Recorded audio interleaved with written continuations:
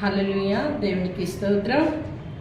ఆదికాండము 26వ అధ్యాయము 1వ వచనం. అబ్రహాము దినాల్లో వచ్చిన మొదటి కరువు కాక మరి ఒక కరువు ఆ దేశములో వచ్చెను.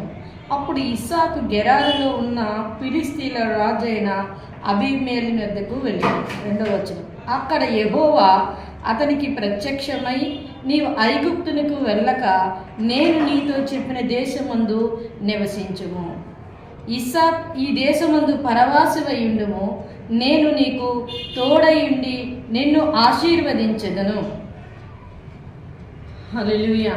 ఇక్కడ దేవుని యొక్క వాగ్దానంలో అబ్రహాము దినాల్లో వచ్చిన కరువు కాకుండా ఇస్సాకు దినాల్లో మరొక కరువు వచ్చింది. ఆ కరువులో ఇస్సాకు ఏమనుకుంటున్నాడంటే, ఇక్కడ అంతా కూడా కరువు వచ్చేసింది, ఇక్కడ ఆహారం ఏదీ లేదు, కనుక నేను ఆ యొక్క దేశం ఐగుప్తు దేశానికి వెళ్ళి అక్కడ జీవిస్తాను, నా కరువు సమస్యను నేను విడుదల చేసుకుంటాను అనుకున్నప్పుడు దేవుడు ఇస్సాకుని దర్శించాడు. హల్లెలూయా.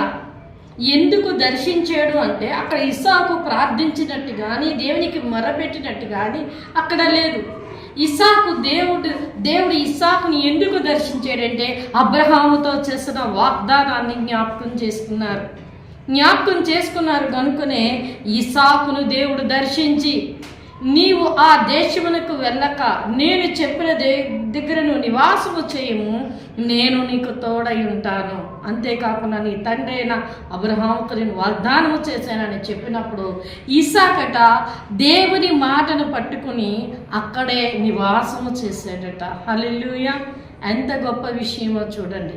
దేవుడు ఇస్సాకును దర్శించి మాట్లాడిన వెంటనే దేవుని మాటకు ఇస్సాకు విధేయుడై లోబడి దేవుని మాటను పట్టుకొని అతడు అక్కడ నివాసము చేసినప్పుడు 12వ వచనంలో ఉంటుంది, అతడు విత్తనం వేసి దాని 100 ఫలము చూశాను. అతడు మిక్కిలి గొప్పవాడైనంత వరకు యెహోవా అతనిని ఆశీర్వదించను, క్రమక్రమముగా అతనిని ఆశీర్వదించనని అక్కడ వాక్య భాగంలో మనకి కనబడతా ఉంటుంది. ప్రియమైన దేవుని బిడ్డ, యేసయ్య ఈ దినాన నీతో మాట్లాడుతూ ఉన్నాడు. ప్రతి మనిషి జీవితంలో కరువు అనేది వస్తూ ఉంటుంది. కరువు ఆ దినాల్లో దేశంలో ఉంది, కానీ నేటి దినాల్లో మనిషిలోనికి ప్రవేశించింది ఆ కరువు. అయితే ఆ కరువు ప్రతి మనిషికి వస్తూ ఉంటుంది. ఎంత కష్టపడినా, ఎంత చదువుకున్నా, ఎంత ప్రయోజకులైనా, ఎంత ఉన్నతమైన స్థానంలో ఉన్నా ఆ మనిషికి ఏదో ఒక లోటు అనేది కనబడుతూ ఉంటుంది. అప్పుడు ఎక్కడికి వెళ్ళాలో తెలియలేని పరిస్థితి వచ్చినప్పుడు నీవు యేసయ్య వైపు చూస్తే, దేవునికి నీవు ప్రార్థన చేస్తే, దేవుడిని చేయి పట్టుకొని నీకు తోడుగా ఉండి ఆయన నిన్ను నడిపిస్తాడు. హల్లెలూయా. ఎండిపోయిన భూమిలో వర్షమైనను మంచైనను లేక ఎండిపోయిన భూమి, ఆ యొక్క దేశ ప్రజలందరూ కూడా అల్లాడిపోతూ ఉన్నారు. వర్షము లేదు, మరి భూమి అంతా కూడా ఎండిపోయింది. ఎలా ఈ భూమి ఫలిస్తుంది అనుకున్న టైంలో ఇస్సాకు వెళ్ళి విత్తనాలు వేస్తూ ఉన్నాడు. ఇస్సాకు విత్తనాలు వేస్తూ ఉంటే అక్కడున్న గెరారులో ఉన్న ప్రజలందరూ కూడా ఇస్సాకును చూసి అవమానపరుస్తూ ఉన్నారు. ఇస్సాకు పిచ్చి పట్టింది, ఇస్సాకుకి తెలివి లేదు. ఈ వ్యక్తి ఏంటి, ఎండిపోయిన భూమిలోకి ఎలా ఈ విత్తనాలు వేస్తున్నాడు, ఎలా పండుతుంది అని అక్కడ వారందరూ కూడా అతన్ని అవమానపరుస్తున్న ఆ అవమానాన్ని ఇస్సాకు లెక్క చేయలేదు. దేవుని మాట యందు విశ్వాసం ఉంచాడు, దేవుని వైపే తను చూశాడు.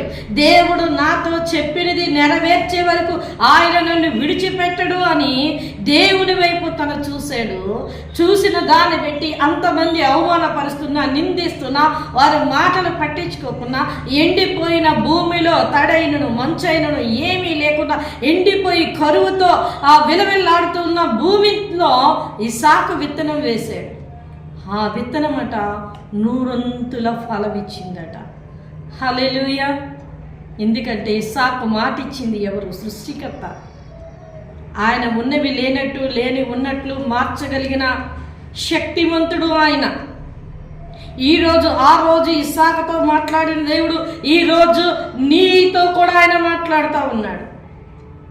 నీవు అలాంటి కరువు స్థితిలో ఉన్నావా? కరువులో నువ్వు ప్రయాణం చేస్తున్నావా? అయితే నా మాట విను నా కుమారుడా, నా కుమార్తె. ఇప్పుడు నువ్వు ఏ పరిస్థితిలో ఉన్నా నువ్వు నా వైపు చూడు. నేను నీకు తోడై ఉన్నాను. నేను నిన్ను బలపరుస్తాను, నేను నిన్ను దీవిస్తాను, నేను నిన్ను నడిపిస్తాను అని చెప్పి ఇస్సాకుకి ఏ విధంగా అయితే వాగ్దానం చేశాడో ఈరోజు నీతో కూడా ఆయన వాగ్దానం చేస్తూ ఉన్నాడు. కనుక నువ్వు దేవుని వైపు చూడు. మంచైనను తడైనను వర్షమైనను లేని ఆ భూమి ఎలా పండిందో ఇప్పుడు నీ జీవితంలో కరువు, నీ తల్లిదండ్రులు, నీ అన్నదమ్ములు, నీ అక్కజల్లులు, నీ బంధువులు, నీ స్నేహితులు నిన్ను విడిచిపెట్టేరా? అటువంటి కరువులో ఉన్నావా నీవు? అటువంటి అసమాధానంలో ఉన్నావా? అటువంటి బలహీనతలోనూ ఉన్నావా?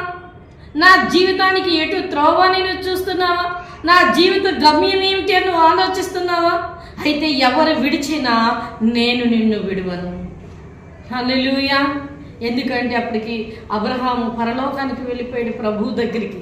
ఆయన అబ్రహాముకు చేసిన వాగ్దానాన్ని జ్ఞాపకం చేసుకొని తన కుమారుణ్ణి ఆశీర్వదించారు. తన కుమారుని వైపు దేవుడు యేసుక్రీస్తు వారు ఆశీర్వాదాన్ని, ఆ యొక్క మాటను పట్టుకొని నువ్వు అటు పరిగెత్తకు నాయన, నువ్వు ఇటు చూడు నా వైపు అని చెప్పి ఇస్సాకుని దేవుని వైపు చూడమన్నారు. ఇస్సాకి మాట ఇచ్చారు దేవుడు. ఆ మాట నిలువు. ఎప్పుడైతే ఎండిపోయిన భూమిలో విత్తనం వేసాడో ఎండిపోయిన భూమి వైపు చూస్తూ ఉన్నాడు. ప్రభువా, ఇది ఎలా ఫలిస్తుంది? ఈ భూమిలో సారం లేదే, ఈ భూమి సారాన్ని కోల్పోయింది, ఈ భూమికి నీరు లేదే అని ఇస్సాకు ఆ భూమి వైపు చూస్తూ ఉంటాడుగా ఆ యొక్క విత్తనమట ఫలభరితమై మొక్కలై పైకి వచ్చిన. ఇప్పుడు ఎంతమంది అయితే తనని అవమానించారో, ఎంతమంది అయితే తనని హేళన చేశారో వారందరి జీవితానికి, వారందరి కనుదృష్టికి ఇస్సాకు ఒక ఆశ్చర్యం. ఇస్సాకు పిచ్చివాడనుకున్నాం, ఇస్సాకు తెలివి లేదనుకున్నాం, ఇస్సాకు జ్ఞానం లేదనుకున్నాం. అయ్యో, ఇస్సాకేంటి ఇలాంటి అద్భుతం జరుగుతూ ఉంది అని అందరూ ఇస్సాకు వైపు చూడడం ప్రారంభించారు. ఇస్సాకు జీవితం మారిపోయింది. అతడు బహుగా దేశంలో మిక్కిలి గొప్పవాడైనంత వరకు క్రమక్రమముగా ఎదుగుతూ ఉన్నాడు. దేవుడు మాట ఇచ్చినప్పుడు, ఒక వ్యక్తిని ఆశీర్వదిస్తానన్నప్పుడు ఒకేసారి ఒక అంతస్తుకు తీసుకెళ్ళి ఆయన నిలబెట్టాడు. ఒకేసారి ఒక ధనాన్ని మూట తీసుకొచ్చి ఇచ్చేయడు. ఆయన నీ కష్టార్జితాన్ని దీవించి నువ్వు క్రమక్రమంగా ఎదిగేలాగా దేవుడు నీకు ఆశీర్వదిస్తాడు. అతడు మిక్కిలి గొప్పవాడైనంత వరకు, భేద స్థితి నుంచి, కరువు స్థితి నుంచి మిక్కిలి గొప్పవాడైనంత వరకు దేవుడు అతనికి తోడుగా ఉన్నాడట. చదవండి ఆదికాండం 25వ అధ్యాయం అంతా. ఇస్సాకు జీవితంలో ఎలాంటి కార్యాలు జరిగించాడు దేవుడు నీ జీవితంలో కూడా అలాంటి కార్యాలు జరిగిస్తాడు. ఇస్సాకుతో మాట్లాడిన దేవుడే ఈరోజు నీతో మాట్లాడుతున్నాడు సూటిగా. కనుక నీ మనసు దేవుని మీద ఉంచు. దేవుడు నిన్ను దీవించి ఆశీర్వదిస్తాడు. దేవుడు నిన్ను బలపరుస్తాడు, లేవనెత్తుతాడు. నువ్వు క్రమక్రమంగా మిక్కిలి గొప్పదాని అయినంత వరకు ఆయన నీ చేయి విడవడు. ఎవరు విడిచినా యేసయ్య నీ చేయి విడవడు. ఆయన విడువడు, ఎడబాయని దేవుడు. కనుక దేవుని వైపు నీ మనసు ఉంచి దేవుడిచ్చిన దేవుని ఆశీర్వాదాలు పొందుకోండి. అలా చేసి ప్రభు ఇచ్చిన దేవుని ఆశీర్వాదాలు పొందుకోండి. కొద్ది మాటలు దేవుడు దీవించిన కాక. మేము కళ్ళు మూసుకుందాం, ప్రార్థన చేసుకుందాం. మహాపరిశుద్ధుడైన మా ప్రియ పరలోక తండ్రి దేవా, ఇంతవరకు నీ పరిశుద్ధ ఆత్మశక్తి చేత మీరు మాట్లాడినందుకు వందనాలు. విత్తబడిన వాక్యం ఇదిగో ఇస్సాకు నాయన, అయా ప్రభా, ఎండిపోయిన నేలలో విత్తనం వేసి నూరొంతుల ఫలాన్ని చూశాడు. ఈ దినాన ఎవరి హృదయం ఎండిపోయిన నేలగా మారిపోయిందో, వారి జీవితంలో ప్రభా కరువుతో బాధపడుతున్నారో వారితో మీరు మాట్లాడారు. వారి ఫలభరితముగా ఉంచుతాను. వారిని మిక్కిలి ఆశీర్వదించే, మిక్కిలి గొప్పవాళ్ళు అయినంత వరకు వారిని చేయి విడిచిపెట్టనని, వారిని ఆశీర్వదిస్తానని మీరు మాట్లాడిన దేవుడా, విత్తబడిన వాక్యం నాయన అది వారి హృదయాల్లో నూరొంతులుగా ఫలించి దేవ వారు ఆశీర్వదించబడి నీ వైపు తిరిగి రక్షింపబడేలా మన సహాయం దయచేసి మీరే మహిమ పొందుకోమని యేసు పరిశుద్ధ నామమున స్తుతించి వేడుకొంచున్నాం పరమ తండ్రి. ఆమేన్.